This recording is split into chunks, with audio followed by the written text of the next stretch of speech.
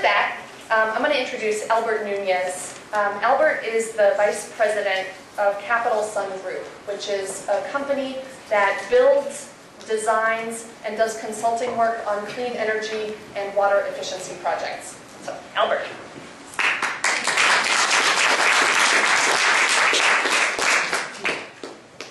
There's not a whole lot of time, so just get right into it. I've got a very brief PowerPoint presentation.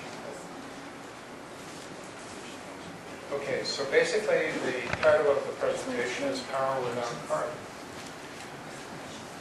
I think most people today would agree that we're facing a dilemma like we've never faced before. And it's going to take a tremendous amount of cooperation with everyone on the planet to successfully beat this issue. Next slide. We've got in Maryland's area a cost of somewhere between 13 and 15 cents per kilowatt hour for residential at least. We have blackouts projected to be by 2011.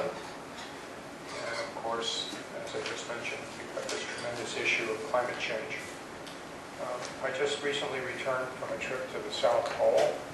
I was on assignment from the National Science Foundation to evaluate how to reduce their consumption of fossil fuels. And I'm here to tell you that if Greenland goes, we're going to have 19 feet of sea level rise. Get ready.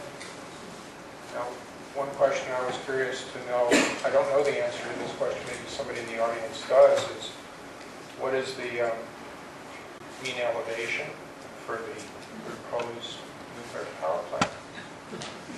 Anyway, next slide, please.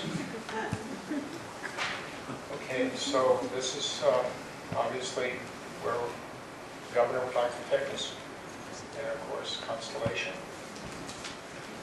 I'd also like to point out that the fuel for nuclear power is a finite resource. And you have an issue when you run out. We discovered that recently with oil. That price seems to escalate. Next slide.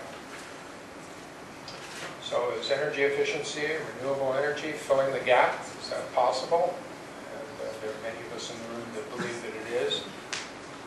But again, it's going to take some serious work on all of our parts to make this happen. It's going to take a significant amount of political will, not only in this country, but all countries. And I think it was Al Gore that proposed that this could be done in 10 years. I don't disagree with that. I think it technically can be done in 10 years.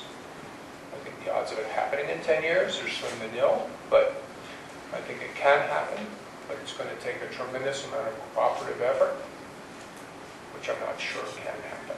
Right? The technology is there, but is the political will there? Anyway, there's some statistics on where we're at in Maryland.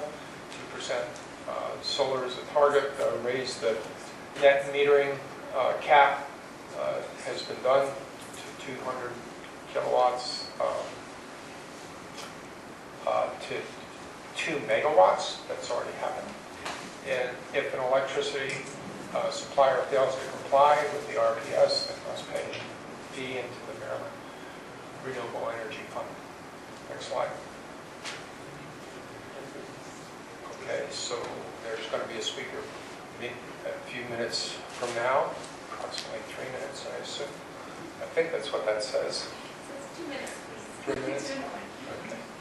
So anyway, I won't get too much into what ACEEE is going to present, but on average, there's a significant amount of power that's available, evenly distributed across the state from solar.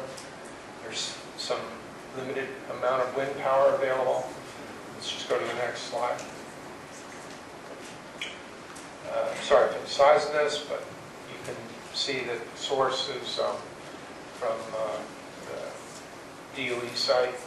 And you can see that Maryland does fairly well with the potential for flat plate collectors. That would be photovoltaic or solar water heating flat plate technology. And actually, you could even do, although many would argue that it's not that cost effective, concentrated solar in this area. Obviously, it's not going to be anywhere near as good as it is in the Southwest, but it can work for certain targeted applications. Next slide. This is a map showing the wind potential for the state. And you can see that there's a tremendous amount of potential actually right in the Chesapeake Bay area. Of course, there are aesthetic issues at stake. And so this is going to be a tussle. You've got your choice. You can have a plutonium economy or you can have a renewable economy. Next. Real solutions continued. It includes transforming the natural power in ocean waves and tidal are also possible options that can be exploited. Next slide. So how can you be a part? Well, there are grant programs that are available in the state, and there are also federal programs that give you credits, and there are also even county real estate tax programs. Next. Just to show you what one recent system looks like. This is a tracking system. And next slide. And I don't know if you can read it or not, but these meters show that this meter was put in when the system was commissioned, and it's actually showing a tremendous amount of kilowatt hours, meaning it went backwards. So the bottom one shows CO2 saved. Next slide. Thank you.